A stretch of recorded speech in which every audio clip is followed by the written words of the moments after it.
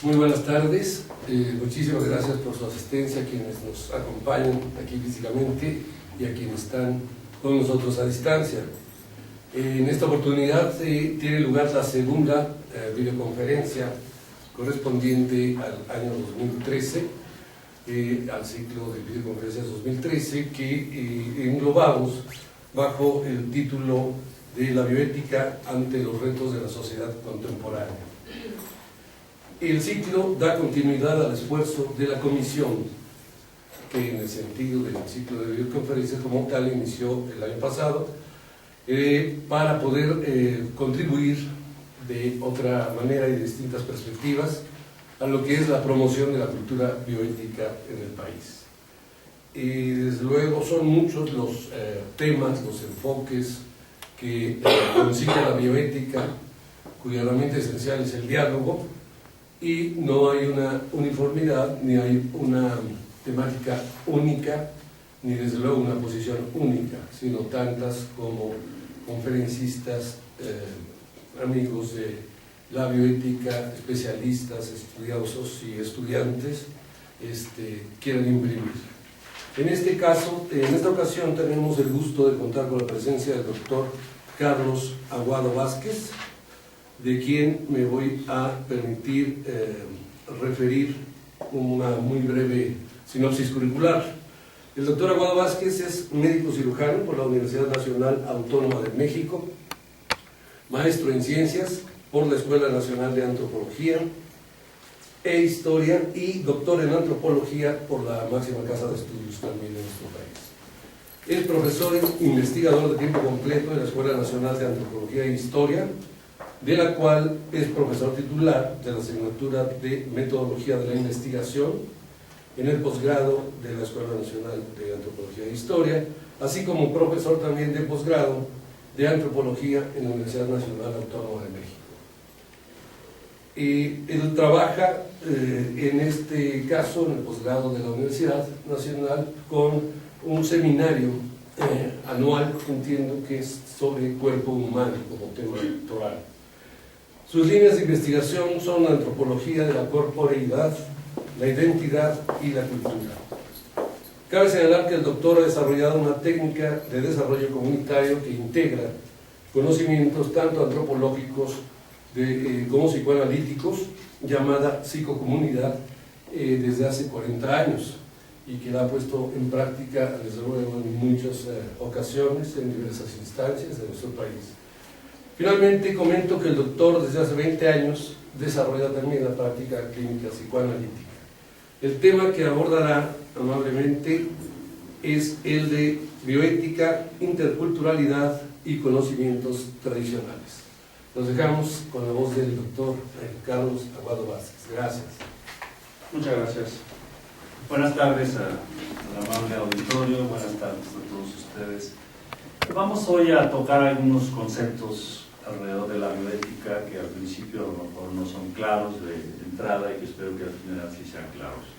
Vamos a hablar un poco de hermenéutica, vamos a hablar un poco de simbolismo, vamos a hablar básicamente de la temática desde la perspectiva antropológica.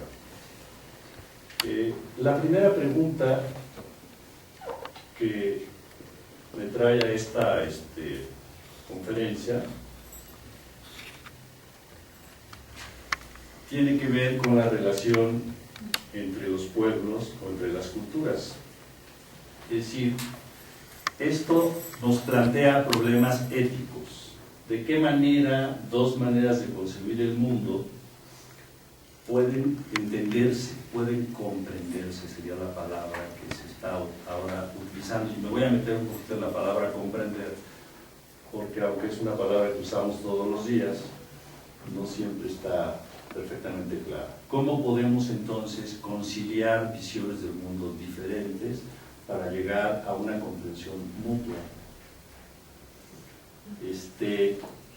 Esto sería el motivo de esta conferencia.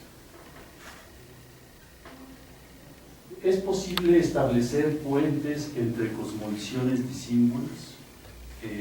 Popper nos plantea que la teoría del marco, que hoy te voy a explicar qué quiere decir con eso, es una teoría falsa. La teoría del marco plantea que en un marco conceptual es difícil que pueda comprender otro marco conceptual. Y aquí, digamos, involucraría una cultura con una cosmovisión, no puede comprender a otra cultura con otra cosmovisión. Esa sería la teoría del marco, pero esa teoría nos metería en la idea de que no hay forma de comunicarnos con un otro. Y el planteamiento de la bioética en la interculturalidad es exactamente lo contrario.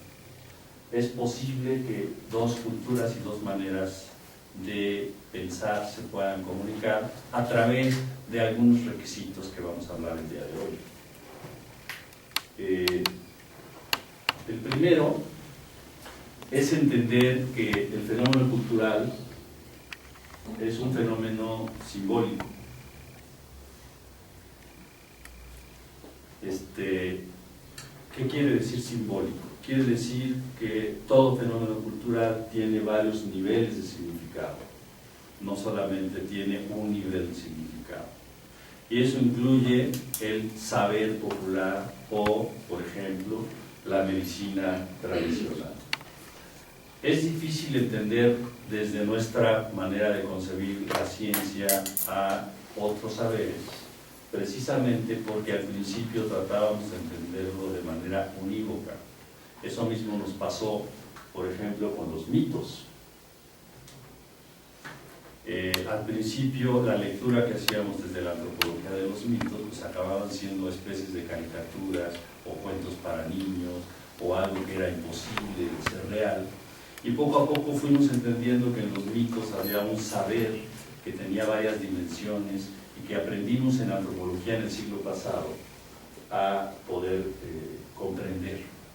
De la misma manera, la medicina tradicional es una medicina que tiene que entenderse en la perspectiva de varios niveles de significado. Con varios niveles de significado quiero decir que no puede uno entender textualmente lo que se está planteando. Es decir, hay una lectura literal y tiene que haber una lectura del fondo. Por lo menos eso es lo que plantea Riquet, que hay dos niveles por lo menos que se tienen que relacionar entre el nivel literal y el nivel profundo del objeto cultural. Por ejemplo, si en medicina nosotros hablamos en medicina tradicional, hablamos de susto, algunas veces los médicos tendíamos a querer traducir esto, a ver qué quiere decir susto, y lo poníamos, pues ha de ser, puede ser diarrea, o puede ser un problema emocional. Es decir, hacíamos una traducción como mecánica de la palabra susto a tratarla de convertir en un diagnóstico médico.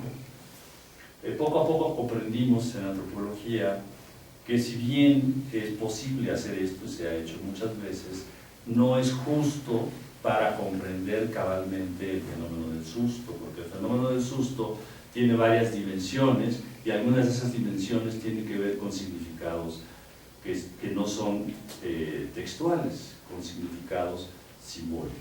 Este sería, digamos, la apuesta de la conferencia. Le pido si me cambia.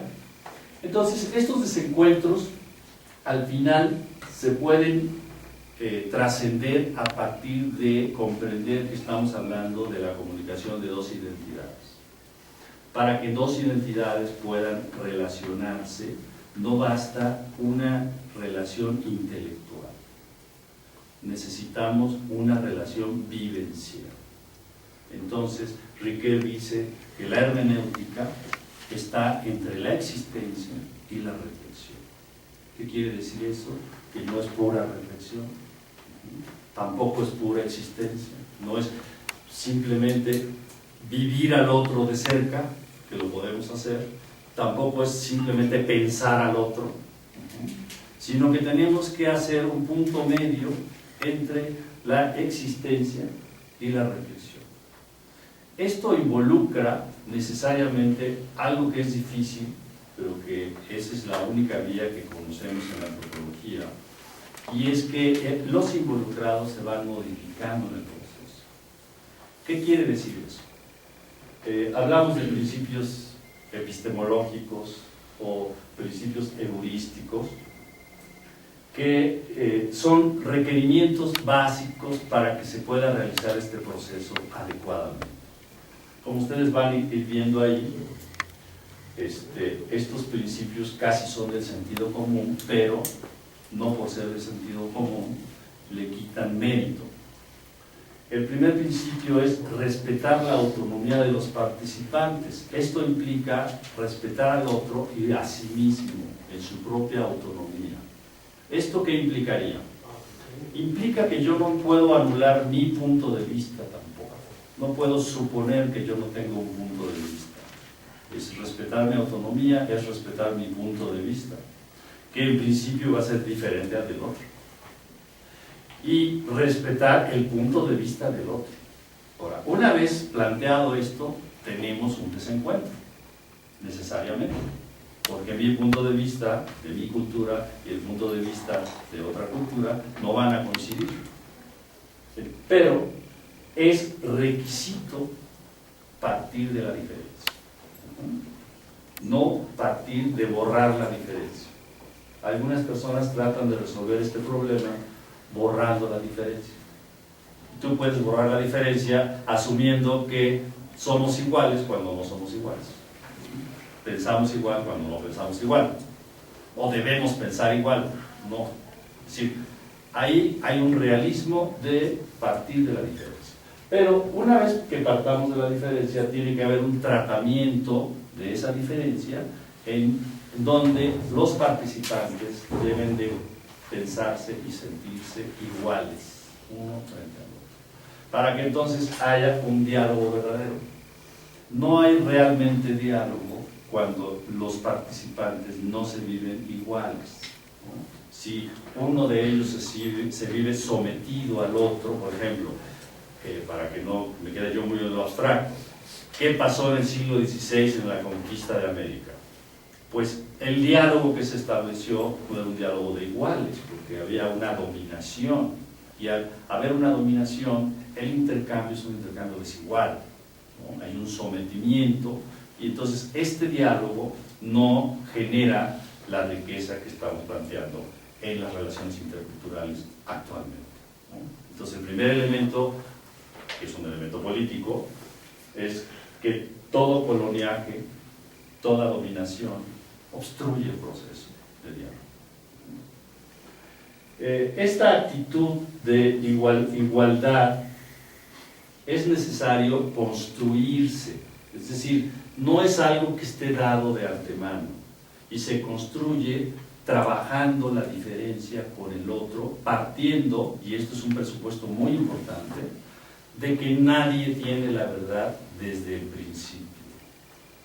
Si ustedes lo piensan un poquito, en realidad el pensamiento científico tiene que partir de que nadie tiene la verdad desde el principio, porque el pensamiento científico plantea que los saberes son perfectibles y que por lo tanto el saber más acabado es un saber que mañana puede ser quitado, cuestionado, revisado.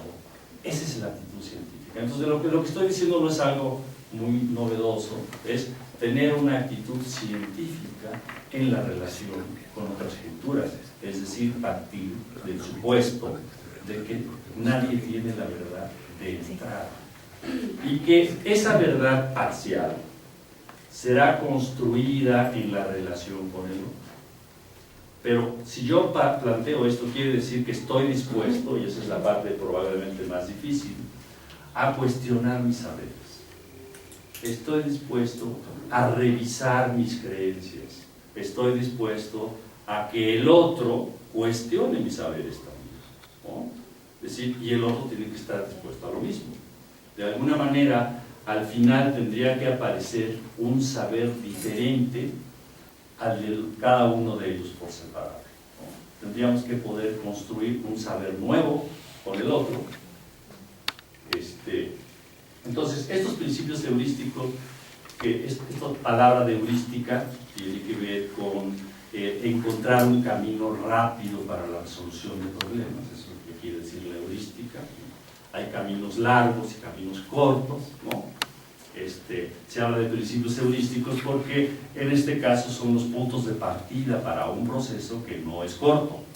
Los principios sí son cortos, ¿no? Yo tengo que suponer que el otro es igual que yo, tengo que suponer que nadie tiene la verdad de entrada, y a partir de ahí se desarrolla un proceso que va a depender de los participantes. Entonces, por ejemplo, si yo soy médico, alópata, científico, con una visión específica, voy a respetar mi saber, pero voy a tratar de entender cuál es la perspectiva, por ejemplo, de la medicina tradicional. Y voy a tratar de no solamente traducir, esta palabra es importante. Nosotros tendemos a querer decodificar, y cuando decodificamos lo que estamos haciendo es simplemente hacer una traducción uno a uno. Entonces decimos, a ver, ¿qué quiere decir esto de mal de ojo? Ah, pues quiere decir tal cosa. Como si mal de ojo tuviera una equivalencia con un diagnóstico médico. Y mal de ojo corresponde a una taxonomía ajena a la medicina nuestra. Entonces, el mal de ojo tendría que tener una interpretación, no una decodificación. La diferencia es muy importante y la hermenéutica es la que se encarga, es la ciencia que se encarga de la interpretación. Vamos a hablar un poco de cómo es esto de la interpretación. Entonces decía yo, la comprensión es la clave, y comprensión entiendo como esta disponibilidad a modificarme en ese contacto con el otro. No solamente una disponibilidad intelectual, sino una disponibilidad a yo modificarme en esa experiencia. Yo como investigador, yo como persona o yo como cultura. Dar esa posibilidad, ¿no? Esta es una experiencia de los pueblos en realidad. Los pueblos han podido intercambiar cosas de unos a otros cuando hay esta posibilidad de apertura de yo aprenderle al otro y que el otro aprenda de mí. Por ejemplo, aunque ha habido situaciones de dominación, pero los moros les enseñaron mucho a los españoles durante muchos siglos, 8, ¿no? Y los españoles a los moros, por supuesto que les enseñaron muchas cosas, y la historia de la humanidad está llena de eso, no es una novedad. Lo que puede ser una novedad es que estamos tratando de que no esté mediado por el poder, por la dominación y por la imposición de un punto de vista. Eso se llama en antropología etnocentrismo. Bien, una vez que establecemos un diálogo con el otro, puede suceder que no lleguemos a un acuerdo. Es decir, eso es una posibilidad en un diálogo. Puede suceder que al final no lleguemos a un acuerdo, no concitemos una misma idea. Pero eso no implica que yo no pueda reconocer y aceptar que el otro tiene un punto de vista respetable y diferente al mío, y tratarlo en consecuencia. Digamos, ahí la actitud ética de aceptación no significa convencimiento necesariamente de lo que él dice, a mí me convence.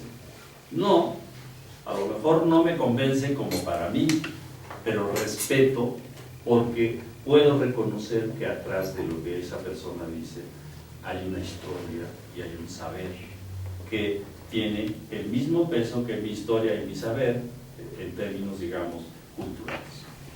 Esa sería, digamos, un poco la actitud.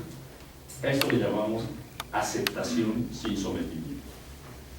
La palabra tolerancia y pluralidad, que ha sido repetidas veces, seguramente van a escucharla muchas veces.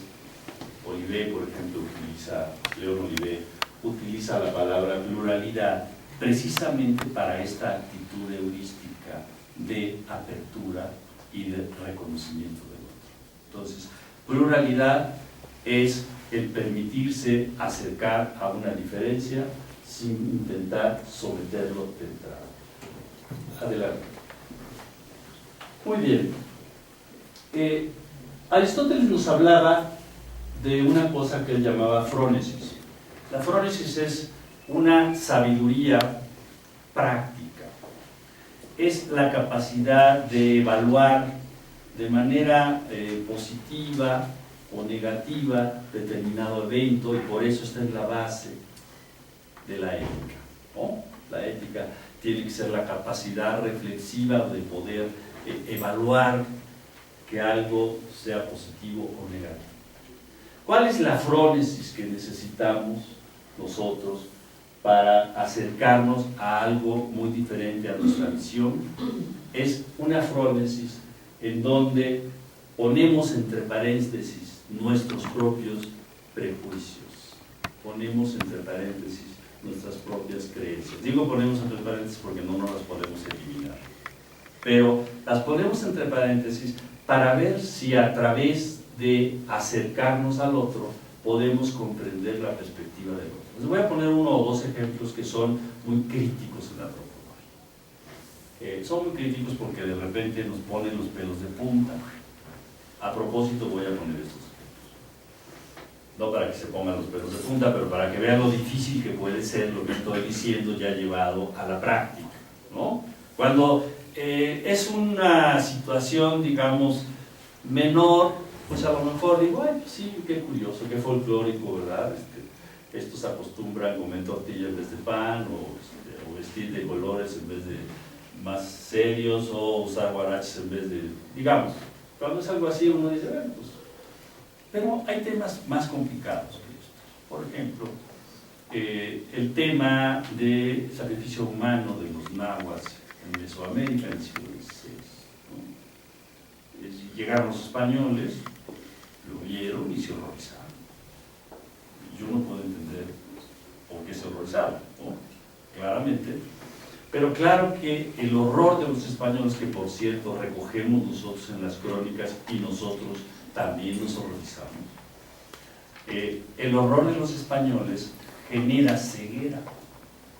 Y entonces nos ha costado 5 siglos tratar de entender por qué había sacrificios humanos.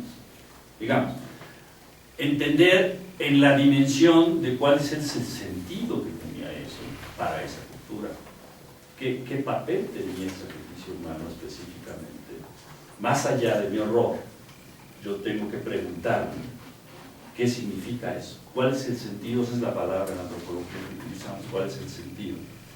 Para tratar de comprender, aunque no es algo que yo pueda estar de acuerdo, puedo comprender en ese ámbito de cosmovisión qué significa. Entonces, por ejemplo, les voy a poner un detalle de los cronistas. Los cronistas, cuando llegaron a la plaza, lo que es ahora el Templo Mayor, pues vieron cabezas colgadas, cientos, miles de cabezas colgadas, ¿no? Y dijeron, ¿qué es esto? Bueno, seguramente las ponen ahí para asustar a sus enemigos, ¿no? Eso fue lo que dijeron los cronistas. Y de repente uno desde ahora dice, bueno, pues no, porque ahí no estaban sus enemigos, ahí estaban sus amigos, ¿no? Los enemigos estaban fuera, no estaban ahí. Entonces tú no pones las cabezas para asustar a tus enemigos cuando no hay enemigos. Pues esa hipótesis de los españoles se cae. Otra hipótesis de los españoles era para asustar a sus amigos, es decir, para someter al pueblo, ¿no? Para tenerlo horrorizado, asustado, de que el que no se someta lo apachurran, digamos, en un modelo que ahora sabemos es muy parecido al modelo español en la Inquisición. En efecto, los españoles hacían eso en la Inquisición, ponían las cabezas para asustar a los amigos y a los enemigos, por supuesto, ¿no? La Inquisición hacía eso y claro, ellos tenían que entender lo que pasaba desde su propia experiencia cultural. Ellos hicieron una interpretación, claro, es una interpretación etnocéntrica, así se llama, porque era basado en lo que a ellos les pasaba. Ahora, 5 siglos después, hay investigadores que siguen repitiendo lo que dicen los cronistas españoles. No crean que esto es algo raro. Y cuesta trabajo de repente salirse de esa visión. Porque nosotros, como sea, tenemos una visión occidental y nos cuesta más fácil entender, aunque haya 5 siglos de distancia, de repente la visión española y la visión náhuatl.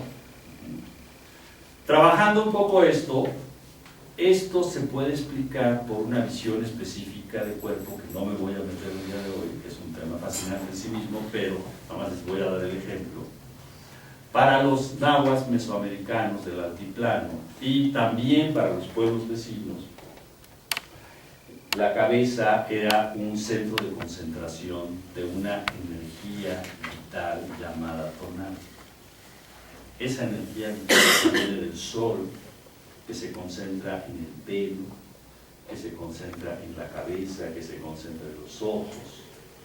Era una energía necesaria para que el universo funcionara.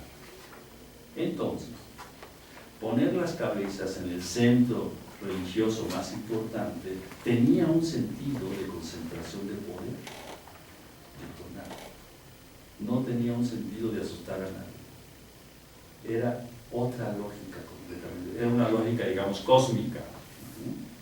Y eso, por ejemplo, sí lo podemos entender un poquito con los indios norteamericanos que cortaban la cabellera. ¿Sí? Habrán escuchado algo de esto, ¿no? Con la idea de que el cortar la cabellera les daba poder a los guerreros, ¿no? O sea, tú cortas la cabellera del enemigo y te llevas el poder del enemigo en su cabellera, porque en efecto se concentraba el tonal y el cabello, ¿no?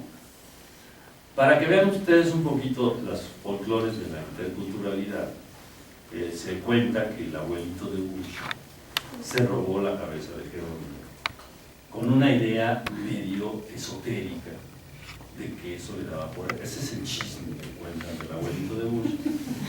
No estoy completamente seguro, pero sí se quejan los apaches de que se robaron a Jerónimo el cadáver. Pero si esto es así, pues esa es una curiosidad intercultural, ¿no? Porque se supone que nuestra tradición pues, no te da poder el que tú le cortes la cabeza a nadie, pero ya ven ustedes cómo estas cosas se van mezclando. Este es un ejemplo difícil, pero es un ejemplo muy claro de cómo hay temas muy difíciles de comprender. Y nos sirve para ver la diferencia entre comprender y estar de acuerdo. Otro tema que está muy en boga ahorita con el feminismo es la clitoridectomía. Esa es una palabrita que utilizan para quitarle el clítoris a las niñas al nacer, ¿no? Entonces es una técnica que se utiliza en África, todavía se utiliza, cada vez menos, todavía se utiliza. Y digamos, nosotros además de horrorizarnos por el asunto, el feminismo ha puesto en esta práctica como un ejemplo de el colmo del machismo. Y el argumento es que lo que quieren hacer con las pobres niñas al quitarles el clítoris es quitarles toda posibilidad de placer. Porque en nuestra visión, en nuestra medicina, ustedes saben que el clítoris es un centro de placer. Entonces, en esa lógica, la lectura es claro, les quitan el clítoris para que no tengan placer, ¿no? Entonces, a las mujeres las someten hasta el punto de no permitirles sentir placer, porque les hacen una cirugía, ¿no? Una cirugía además medio cruenta, no es ni con anestesia. Igual que lo que hacen con el prepucio en el lado nuestro, ¿no? Pero esto no tiene una explicación del tipo, le voy a quitar el placer a nadie. Si entendemos la visión de cuerpo de estos grupos africanos que comparten, aunque son diferentes culturas, comparten ciertas visiones igual que los mesoamericanos, en la visión de cuerpo africana del Congo, por ejemplo, ellos consideran que al nacer no estamos definidos ni como hombre ni como mujer, que por cierto Freud estaría de acuerdo con esa tesis desde el punto de vista psicoanalítico, ¿no? Ellos, desde otro punto de vista, consideran que al nacer no estamos definidos ni como hombres ni como mujeres, y que entonces se tiene que ayudar a los niños a convertirse en mujeres o a convertirse en hombres, y a las niñas les ayudan quitándole la parte que consideran masculina. Esa es una manera de convertirlas en mujeres. No es una intención de quitarles placer. Es un problema diferente. No espero que ustedes estén contentos con esa idea, pero digamos, es muy diferente plantear que es una actitud machista del modelo occidental a entender qué está pasando ahí, ¿no? Y claro, eso que está pasando ya está cambiando. Muy bien. Entonces, con estos ejemplos podemos entender cómo nos podemos acercar a la medicina tradicional. Y decía yo que tiene que partir de una definición de símbolo. A mí me gusta mucho la definición de símbolo de Riquet, precisamente porque no se va a la generalidad de todo es simbólico, ¿no? En cultura todo es simbólico, pero tampoco se va a lo pequeñito de que lo simbólico es solamente lo metafórico, como cuando decimos eso es simbólico, como cuando estamos hablando de poesía, ¿no? Él habla de una definición de simbólico que decía yo, es el encontrar en el texto el contenido, el significado textual y un significado oculto o latente. Ese sería, digamos, y esto se hace a través de la interpretación. ¿Por qué me queda a mí cerca esto? Me queda cerca por muchos motivos, pero uno de ellos es que es exactamente lo que hace el psicoanálisis.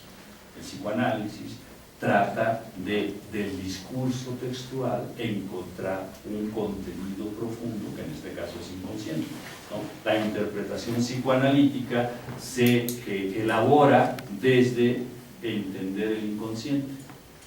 Ahora, no toda interpretación es psicoanalítica.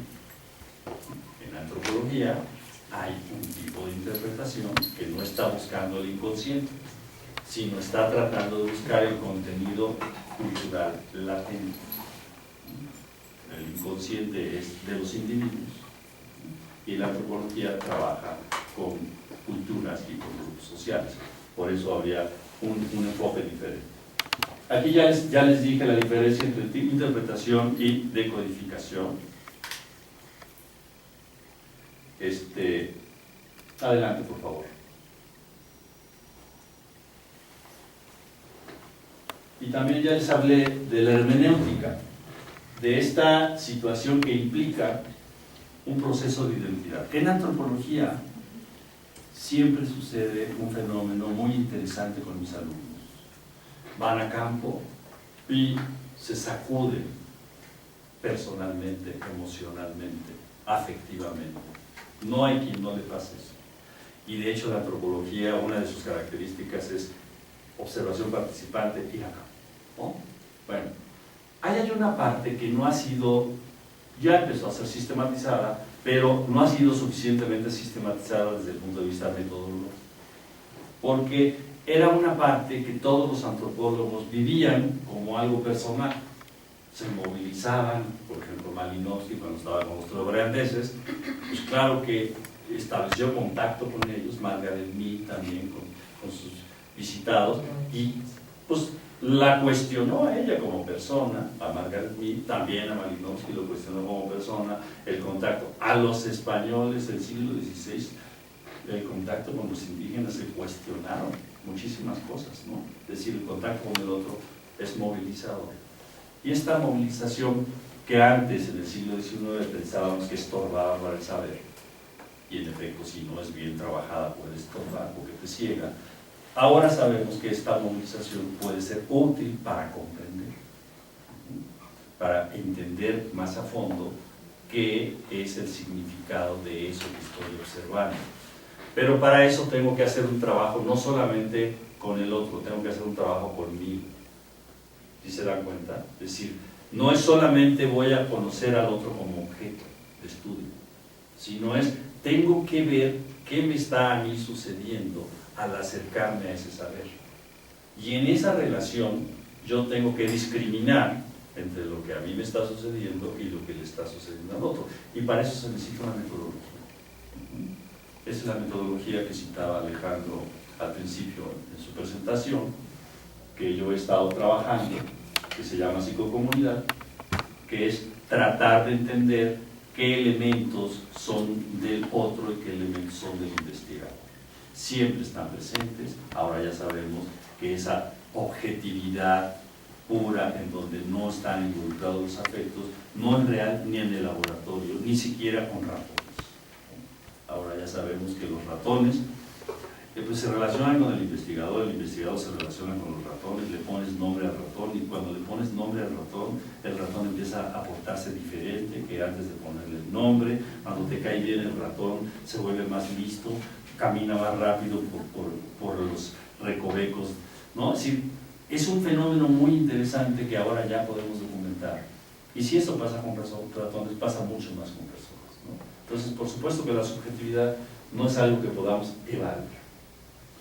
Muy bien, entonces, esto de la interpretación, simplemente les voy a poner el ejemplo que les queda más cercano a ustedes. Cuando nosotros queremos traducir poesía, nosotros no podemos simplemente palabra por palabra ponerla en nuestro idioma, porque entonces hacemos algo terrible. Destruimos esa poesía. Para realmente traducir poesía, ¿qué hacemos? Tenemos que crear. Un traductor de poesía lo que hace es, sí, trabajar con el lenguaje, pero está creando al mismo tiempo que traduce, para encontrar exactamente el sentido, ¿no? Y hay unos más fieles que otros, pero digamos, ese es el trabajo de un traductor de poesía, y ese es el trabajo de un traductor de literatura. Bueno, ese es el trabajo de un traductor de la antropología. No podemos simplemente decir, el susto quiere decir diarrea, o empacho quiere decir, ¿no? Tenemos que tratar de entender de otra manera y encontrar el sentido. Y ahí vean ustedes todo el trabajo de interpretación. Cuando yo digo que se sitúa entre la interpretación entre la existencia y la reflexión, me estoy refiriendo precisamente a esta disposición de cambio que debe de tener un investigador. Ahí vemos esta ilustración, adelante. Y bueno, con esto podemos cerrar. Es un parágrafo de Riquet, que yo creo que ahora puede ser muy bien ubicado en esta conferencia. Si ustedes lo leen, dice: la comprensión implica hacer propio lo que era ajeno, es decir, hacerlo suyo. Es un proceso de identidad. La identidad tiene varios elementos, pero uno de los elementos claves es que nosotros nos apropiamos del entorno, nos apropiamos de nuestras relaciones, nos apropiamos de nuestro cuerpo, nos apropiamos de nuestra sociedad, de nuestra cultura, de nuestros afectos. Es decir, es un proceso de apropiación, lo hacemos nuestro. Bueno, en este caso tendríamos que tener una actitud similar con un otro muy diferente. Tenemos que apropiarnos un poco de quién es él, y eso nos implica modificar quiénes somos nosotros. Por eso dice ahí que lo que se persigue es un ensanchamiento de la propia comprensión. Al comprender al otro, yo estoy ampliando mi comprensión, estoy modificando mi visión del mundo necesariamente, y eso obviamente va a cambiar quién soy yo, ¿no? Me va a dar una perspectiva distinta. Acuérdense ustedes toda la discusión de las casas con los indígenas de América, ¿no? Toda la defensa de las casas, si eran humanos, si no eran humanos, si eran animales, si eran diabólicos, si tenían derecho a, ¿no? Toda esa discusión, pues es una discusión que claro que modificó el futuro de los indígenas, pero modificó el futuro de los españoles para siempre, porque eso les hizo modificar su perspectiva. Ellos ponían un poco en los indígenas, algunos de ellos, por ejemplo, aquellos habitantes míticos de los primeros tiempos, ¿no? Como este ser humano cándido, inocente, noble, etc. Digamos, muchos ponían en los indígenas esta idea, que era una idea bíblica, ¿no? Si llevas tu visión, el otro te modifica tu visión, te cuestiona tu visión y tú ajustas tu visión, y al rato de pasada conoces al otro, ¿no? Ese es el proceso complicado. ¿Por qué? Porque siempre conocer al otro cuestiona lo que tú eres, y muchas veces lo cuestiona de tal forma que tú tienes que modificar cosas para siempre. El contacto con otros pueblos sí nos ha servido para hacernos mejores personas. no solo a nosotros, también a los otros pueblos. No solamente ha habido colonización, dominación y sometimiento, también ha habido enriquecimiento y nutrición de unos pueblos con otros. Y ahorita que estamos en el tiempo de la mundialización, la globalización y lo cosmopolita, pues tenemos que estar claros de que la única salida es nutrirnos de otras maneras de pensar, pero el problema que sí tenemos muy serio el día de hoy es que la política nos rompe los principios heurísticos, ¿no? La política de dominación nos rompe los principios heurísticos. Tendríamos que hacer una política de no dominación, una política de acercamiento al otro que no esté mediada por la imposición. Ese sería, digamos, el mensaje que yo quisiera darles.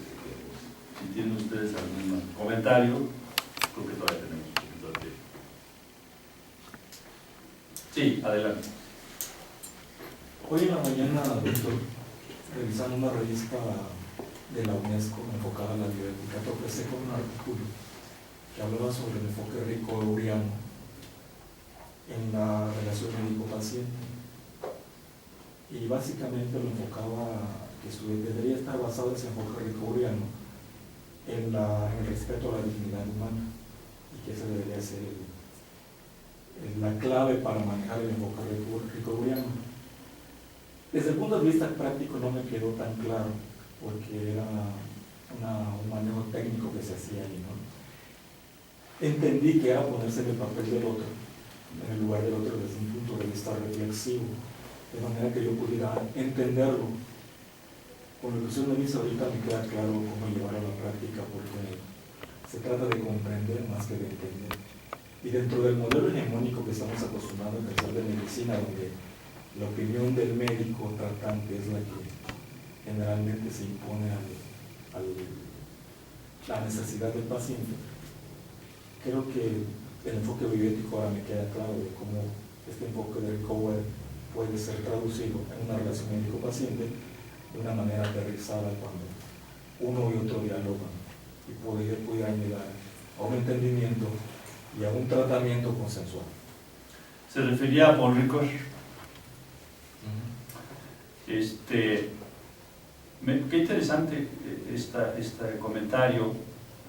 Paul Ricoeur habla en un texto que se llama El sí mismo como otro, habla de algo que podía tener que ver con la relación médico-paciente, y él plantea que nosotros construimos nuestra identidad primero a partir de la otredad puesta en nosotros. Esa es una palabra que parece un círculo vicioso, pero no. En nuestro cuerpo, al principio, no lo vivimos como nuestro, sino es una construcción que el niño va haciendo, va apropiándose de su cuerpo y va descubriendo que esa mano es su mano. Digamos, es una conquista, no es algo dado, porque es una conquista que tiene que pasar por una apropiación simbólica. Digamos, la parte física está dada, igual que los animales, pero la parte simbólica no está dada, y esa es la que el niño va generando.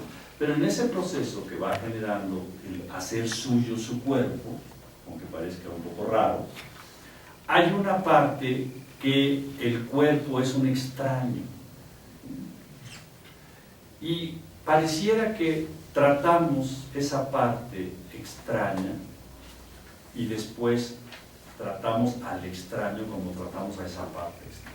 Fíjense qué interesante. Tenemos partes extrañas, dice Freud, porque hay partes que no tenemos acceso. Y ahí es donde Ricoeur plantea que Freud rompe con la idea de la autoridad del yo, porque antes pensábamos que la conciencia tenía control sobre todo, y ahora sabemos que muchas de las cosas que hacemos pues no las domina la conciencia, sino las domina actos inconscientes, y no tenemos acceso directo a esa parte que llamamos inconsciente. Entonces, en ese sentido, muchas veces hay partes nuestras, de nuestra psique, que vivimos como extraños, como le llama Freud, ominoso. ¿no? Eso que no es accesible al conocimiento inmediato. Nuestra relación con esas partes nuestras también se refleja en nuestra relación con partes extrañas ajenas. Entonces, aprendemos a tratar al otro como nos aprendemos a tratar a nosotros. Y ahí, por ejemplo, depende mucho de cómo nos enseñó mamá a atendernos a nosotros, cómo de repente tratamos al otro. Entonces, el primer extraño está dentro. Y a partir de ahí podemos empatizar o no con otro extraño. Esa es la parte muy interesante.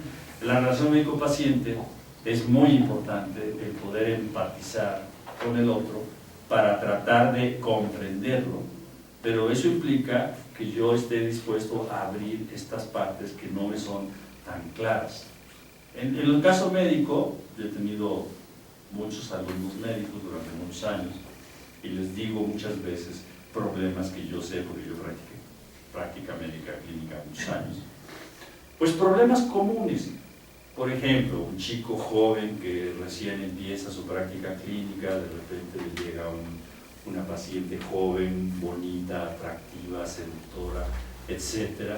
Y el chico joven se inquieta, se pone nervioso, se asusta, se preocupa o qué sé yo, ¿no? Bueno, frente a eso, ¿qué hace un médico habitualmente?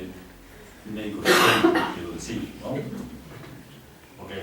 Los médicos no decentes hacen otras cosas, pero un médico decente lo que hace es bloquear eso que está sintiendo y entonces ponerse muy formal, para que no parezca eso que es chacota, y desgraciadamente al hacer eso, lo hace de buena intención, está impidiendo empatizar con el paciente. Y entonces, claro, al rato los pacientes lo sienten distantes, fríos, y pues sí, porque a lo largo de los años el médico va aprendiendo esta actitud como coraza, ¿no? En donde ya no les entra nada. Y claro, eso es precisamente para proteger un poco al paciente, eso dicen los médicos, pero hay otras maneras. Podría uno empatizar sin caer en la seducción, sin caer en el juego erótico. Sí, hay técnicas, pero esas técnicas no se las enseñan en la escuela a mis alumnos y es una pena, porque entonces todos acaban un poco así de insensibles frente, por ejemplo, al mensaje erótico. El que no cae en el otro lado, que es peor todavía, ¿no? Que entra en el juego, sí, claro, puede pasar, pero entonces estamos, de los dos lados es el mismo problema, no estás manejando adecuadamente la parte emocional para comprender al otro y a partir de eso, serle más útil. Si tú entiendes al otro, le vas a ser más útil, eso seguro. Pero si tú entiendes al otro, él también te va a enseñar más cosas. Y eso no es discursivo. Yo les puedo decir que a lo largo de los años, realmente, quien más me ha enseñado son mis pacientes. Quien más me ha enseñado psicoanálisis son mis pacientes. Quien más me ha enseñado medicina son mis pacientes. Y quien más me ha enseñado antropología son mis visitados. Eso sí, se los puedo garantizar. Y eso es a través de abrirte un poco a la experiencia. Pero qué interesante comentario. Yo quería comentar, aprovecho, el hecho de que sabemos, sobre todo en nuestro país, y lo hemos mencionado reiteradamente, que la interculturalidad que se ejemplifica desde luego de una manera muy brillante en el caso y muy evidente en el caso de nuestra interacción con los grupos originarios, los pueblos originarios de nuestro país, por ejemplo, ¿no? Las etnias, tiene también otras aristas, ¿no? Otras expresiones. Es decir, los judíos son también una cultura otra que está presente en nosotros, con nosotros, que puede ir en el metro vestido igual que yo, etc. Y realmente en el fondo tiene una verdadera cultura otra. Y aquí, citando a una gente que muy cercana a Riquet, trabajaba esto y era judío, que fue Emanuel Levinas, que tiene una definición muy sucinta y muy clara, este filósofo lituano, de lo que es la ética, ¿no? Y me encanta cómo lo define porque dice, sencillamente, y tiene un libro muy amplio sobre ello, dice, la ética surge cuando volvemos los ojos al otro. y sucede todo lo que el doctor Aguado empieza muy bien a describir. Además tenemos menonitas, que son otro tipo de grupos y otras culturas, y tenemos etcétera, ¿no? Avecindados incluso a partir de la Primera Guerra Mundial, norteamericanos, italianos, etcétera, y son efectivamente, aunque vengan digamos, envueltos dentro de una coraza de la cultura occidental, son realmente gente que son otras culturas, y ahí hay un proceso de interculturalidad abierto también, más amplio, ¿no? También, es decir, lo amplía, quiero decir, desde luego con nuestros indígenas, nuestros grupos étnicos queda muy claro, ¿no? Y la diferencia aparece más radical, pero verdaderamente con estas otras personas hay también una gran diferencia y un gran abismo y mucho que hacer desde una visión de comprensión y de diálogo intercultural. No sé qué opinión. Déjeme aprovechar, doctor del Valle, el comentario a mí me ayuda muchísimo a acabar de amarrar lo que estaba yo tratando de transmitir. Esto se llama bioética y no se llama biomoral. Y la diferencia sí es muy importante. La moral parte de creencias y generalmente tiende a ser dogmática.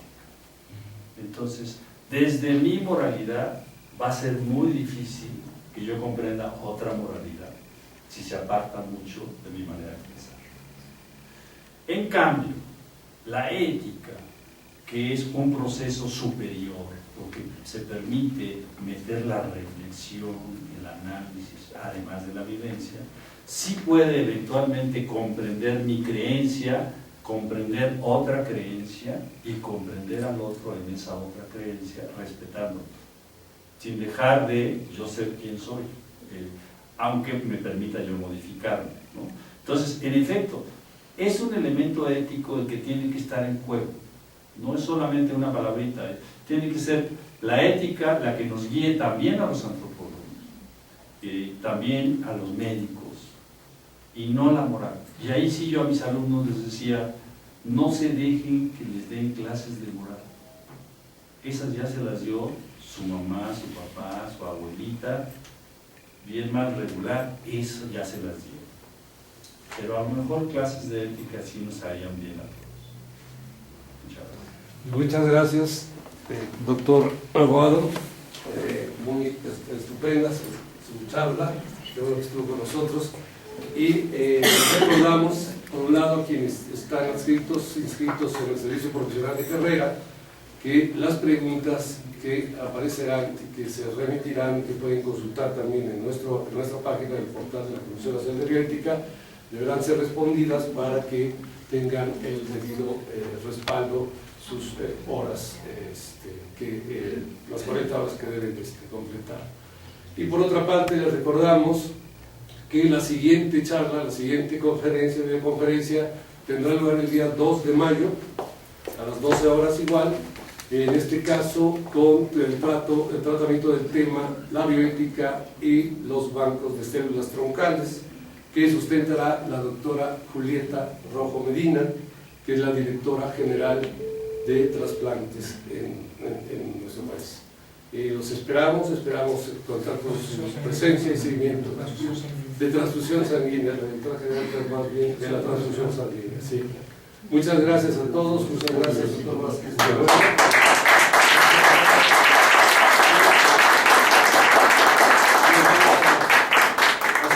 En unos momentos más de su diploma, su certificación, de cómo nos hace constar su presencia y participación y un conjunto de publicaciones que tenemos en la comisión. Gracias.